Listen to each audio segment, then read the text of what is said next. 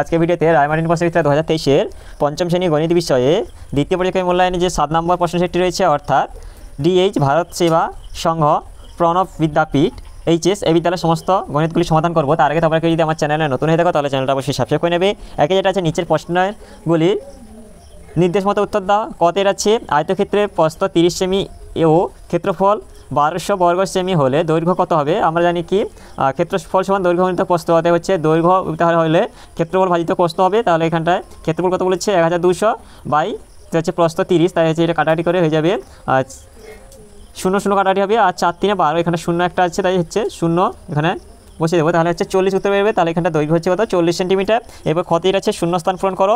75 পয়সা সমান কত টাকা? ঠিক আছে, এই 75 পয়সাকে 100 দিয়ে ভাগ করতে হবে, ভাগ করলে বেরোবে 0.75 টাকা। অতএব হচ্ছে 75 পয়সা সমান 0.75 টাকা।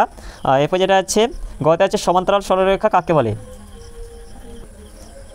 সমান্তরাল সরলরেখা একই সমতলে অবস্থিত দুই বা তার বেশি সরলরেখা যদি তারা পরস্পর মিলিত না হয় সেই সরলরেখাগুলোকে সমান্তরাল সরলরেখা বলে। এরপরে ঘতের আছে পদার্থচিত্রে কতগুলি নাম দেওয়া সরলরেখা অংশ আছে। এখানটা আছে যে চিত্রটা আছে যে এডি বিসি চিত্রটা, এখানে হচ্ছে মোট 5টি হচ্ছে সরলরেখা আছে। এই সরলরেখাগুলো হলো যেমন হচ্ছে এডি একটা, আর হচ্ছে এ বি হচ্ছে একটা, তারপর হচ্ছে বিসি একটা, আর হচ্ছে সিডি একটা, আর হচ্ছে বিডি একটা। তাহলে মোট হলো কটা? 5টা। এখানটা 5টা সরলরেখা আছে। এবার হচ্ছে মতে যেটা আছে কথায় লেখো 0.007, অর্থাৎ হচ্ছে এটাকে বলা যেতে পারে যে 7 সহস্রাংশ। এরপরে চয় দিয়ে আছে সরল করো। এখানটাইতে তোমাদের সরল করে দেখিয়ে দিলাম বদমাসের নিয়ম অনুযায়ী, একটু দেখে নেবে এটা। এরপরে দুইতে যেটা আছে ক, একটি বর্গাকার পার্কের ক্ষেত্রফল 1024 বর্গমিটার, ওই পার্কটি প্রত্যেক বাহুর দৈর্ঘ্য কত? তাহলে গণিতটি সমাধান করে নেব। তাহলে বর্গাকার পার্কটির ক্ষেত্রফল কত বলেছে যে 1024 বর্গমিটার। তাহলে পার্কটি প্রত্যেক বাহুর দৈর্ঘ্য আমরা জানি কি, প্রত্যেক বাহুর দৈর্ঘ্য বের করতে হলে কী করতে হবে? ওটা হচ্ছে রুট ওভার করতে হবে। তাহলে রুট ওভার করলে 1024 করলে এটা উত্তরটা বেরোবে 32 মিটার। এরপরে ক্ষতিটা আছে সরল করো। এই যে বদমাসের নিয়ম অনুযায়ী তোমাদের এখানটা সরল করে দেখিয়ে দিলাম, আর উত্তরটি বেরোবে 48। এরপরে গত এটা আছে রবি 150 টাকা 50 পয়সা এক ঝুড়ি আম কিনলো, বাজারে গিয়ে 175 টাকা বিক্রি করলো, সে বিক্রি করে কত টাকা বেশি পেল? এই গণিতটি সমাধান করে নেব। তাহলে প্রথমে কী করতে হবে যে মোট কত টাকা আম বিক্রি করছে সেখান থেকে তার হচ্ছে ক্রয় মূল্য, অর্থাৎ কত টাকা আম হচ্ছে কিনেছিল সেটা একটা বিয়োগ করে দিলে তার উত্তরটা বেরিয়ে পড়বে।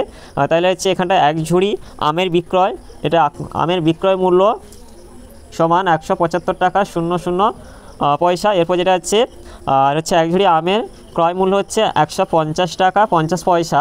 অর্থাৎ তাহলে এটা হচ্ছে বিয়োগ করলে বেরোবে, উত্তরটা বেরোবে 50 পয়সা 24, এখানে হচ্ছে 24 টাকা। অর্থাৎ হচ্ছে যেটা হচ্ছে বেরোলো এটা হচ্ছে লাভ। তাহলে 24 টাকা 50 পয়সা, তাহলে সে আম বিক্রি করে 24 টাকা 50 পয়সা বেশি পেল।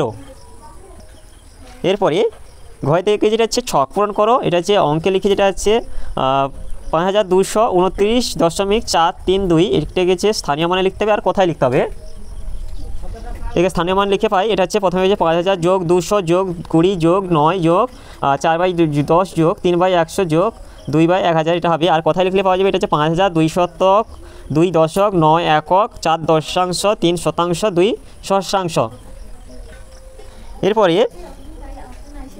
উমা থেকে যেটা হচ্ছে স্কেলের সাহায্যে 9.5 সেমি দৈর্ঘ্যের সরলরেখা অঙ্কন করো এবং সরলরেখাংশটির নাম দাও। তোমরা একটা হচ্ছে স্কেলের সাহায্যে 9.5 সেন্টিমিটার একটা সরলরেখা অঙ্কন করবে, দিয়ে তার হচ্ছে দুই ধারে চিহ্নিতকরণ করবে যে ধরো এ বি, অতএব লিখবে যে এ বি হচ্ছে সরলরেখাংশটি 9.5 সেন্টিমিটার। এরপরে তিনি যেটা আছে যে কোনো দুটি প্রশ্নের উত্তর দাও। তিনি তাকে কত যেটা হচ্ছে 6.285 কিমি লম্বা একটি রাস্তা 3 দিনে মেরামতের কাজ চলছে। প্রথম দিনে 1.317 কিলোমিটার ও দ্বিতীয় দিনে হচ্ছে 2.123 কিমি রাস্তা মেরামতের কাজ হয়েছে। তৃতীয় দিনে কতটা রাস্তা মেরামত করতে হবে? তাহলে মোট হচ্ছে প্রথম দিন এবং দ্বিতীয় দিনে রাস্তার কাজটি যোগ করে নেব, আর হচ্ছে মোট রাস্তা থেকে যেটা বিয়োগ করে দেবো, তাহলে সেখানটায় তৃতীয় দিনে কাজটা বেরিয়ে পড়বে। অতএব এখানে মোট রাস্তা কত বলেছে যে মোট রাস্তা সমান 6.285 কিলোমিটার, আর প্রথম দিনে মেরামতের কাজ হয়েছে 1.317 কিমি এবং দ্বিতীয় দিনে যেটা মেরামতের কাজ হয়েছে 2.123 কিমি। এটা যোগ করে দিলে উত্তরটা বেরোবে 3.440 কিমি। তাহলে 2 দিনে এত রাস্তা মোট হচ্ছে কাজ হয়েছে। তাহলে বাকি আছে, তাহলে মোট রাস্তা কত 6.285 থেকে এই 3.440 কিমি বিয়োগ করে দিলে উত্তরটা বেরোবে 2.845 কিমি।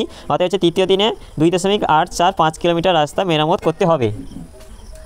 এরপরে ক্ষতে যেটা আছে প্রদত্ত ভগ্নাংশগুলি ছোট থেকে বড় সাজাও। 7/64, 5/18, 11/45।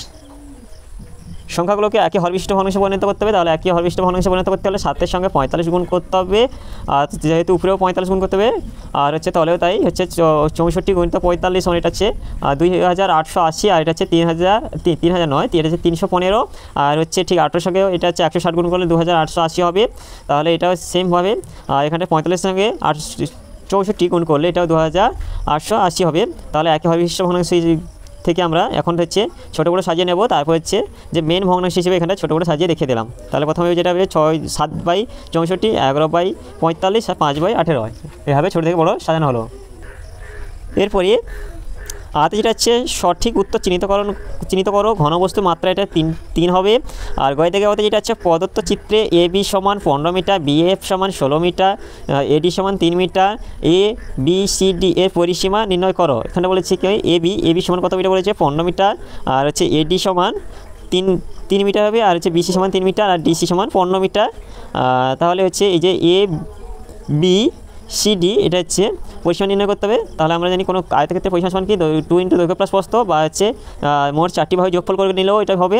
তাহলে AB সমান AB plus BC plus CD plus AD সমান হচ্ছে 15 + 3 + 15 + 3 মোট যোগ করলে 36 হবে। আর এটা হচ্ছে যদি এটা হচ্ছে পরিসীমা সূত্র হিসেবে বের করলে 2 × দৈর্ঘ্য প্লাস প্রস্থ হলে সেটা সেমভাবে 15 + 3, 15 3 হচ্ছে 18, আর হচ্ছে এখানটা হচ্ছে গুণিতক 2, 18 গুণিতক 2 সমান 36 হবে। এভাবে বের করতে পারো। আর এটা হচ্ছে একটা হচ্ছে পরিসীমা দিয়ে বের করতে পারো। তাহলে মোট হচ্ছে পরিসীমাটা হচ্ছে 36 মিটার। এরপর হচ্ছে আদির হচ্ছে বদমাস শব্দের ডি এর অর্থ লেখো।